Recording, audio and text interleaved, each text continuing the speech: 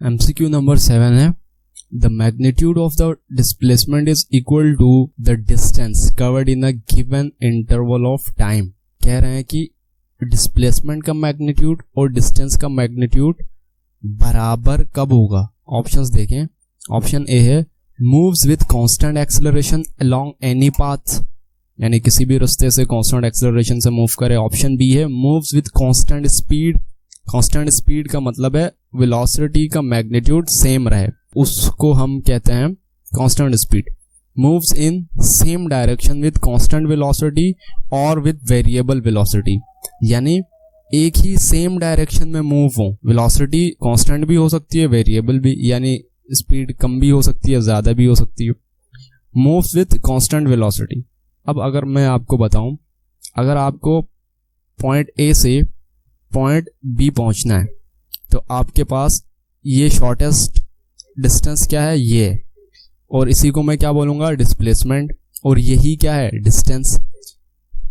ये दोनों कब बराबर होंगे, अगर कोई ऑब्जेक्ट है, लेट सपोज ओ एक ऑब्जेक्ट है, इसको ए से बी आना है, तो वो अगर इसी रास्ते आएगा तो ही डिस्प्लेसमेंट और डिस्टेंस दोनों बराबर होंगे। अब पॉइंट ए से पॉइंट बी तक आने में हो सकता है वो अपनी वेलोसिटी को इंक्रीज करे, डिक्रीज करे, कभी स्पीड से मूव करे, कभी जो है वो स्पीड कम कर दे, लेकिन रास्ता यही फॉलो करेगा तो ही डिस्प्लेसमेंट और डिस्टेंस क्या होंगे, बराबर होंगे।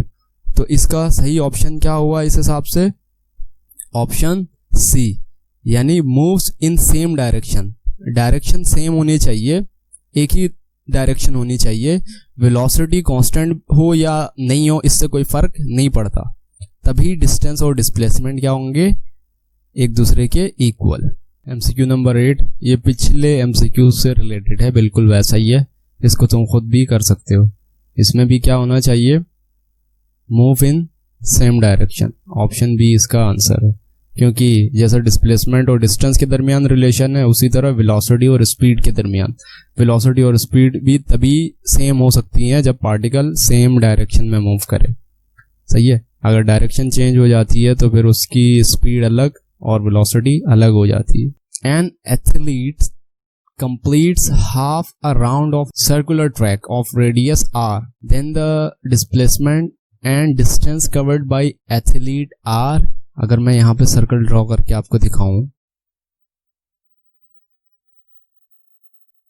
सही, मान लो ऑब्जेक्ट जो है वो इस पॉइंट ए से शुरू करता है मूव करना, पॉइंट बी तक आता है, तो पॉइंट बी तक आया तो ये हाफ सर्कल कंप्लीट हुआ और इसका रेडियस जो है वो r है, यहाँ से यहाँ तक डिस्टेंस r और यहाँ से यहाँ तक का भी डिस्टेंस r। तो जब वो a से b मूव करके आएगा यानी सर्कुलर ट्रैक के थ्रू, तो उसका डिस्प्लेसमेंट कितना होगा, तो यहाँ से a से b तक का ये डिस्प्लेसमेंट ये हो जाएगा 2r।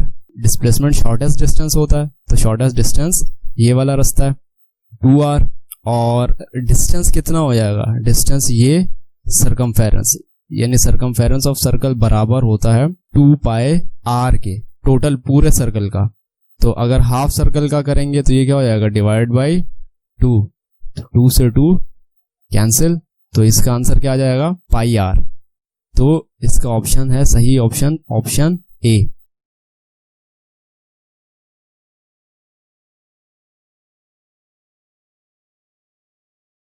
नेक्स्ट MCQ है MCQ नंबर 10।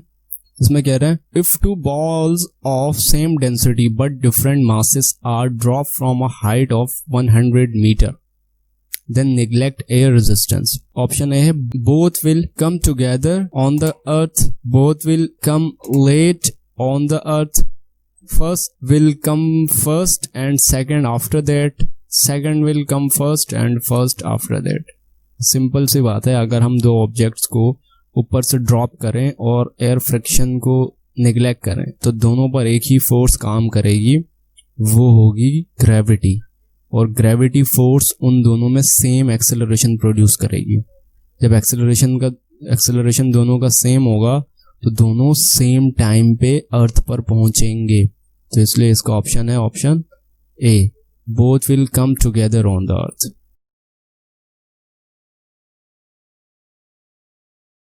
नेक्स्ट एमसीक्यू है, checkup only the correct statement in the following. इनमें से जो सही है उस पर टिक लगाना। A body has a constant velocity and still it can have a varying speed. क्या ऐसा हो सकता है कि वेलोसिटी कांस्टेंट हो लेकिन स्पीड जो है वो चेंज हो? तो एक बात याद रखना, हम इस वेलोसिटी के मैग्नीट्यूड को ही स्पीड बोलते हैं, सही है। अगर हम डायरेक्शन की बात नहीं करें, सिर्फ और सिर्फ मैग्नीट्यूड की बात करें, तो वो ही उसकी स्पीड कहलाती है।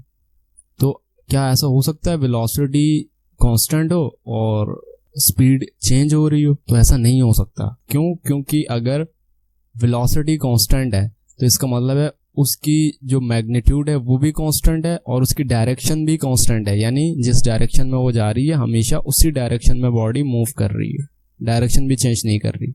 वेलोसिटी कांस्टेंट का मतलब ये। ऑप्शन बी है, a body has a constant speed but it can have a varying velocity, यानी स्पीड कांस्टेंट हो लेकिन वेलोसिटी चेंज हो। क्या ऐसा पॉसिबल है?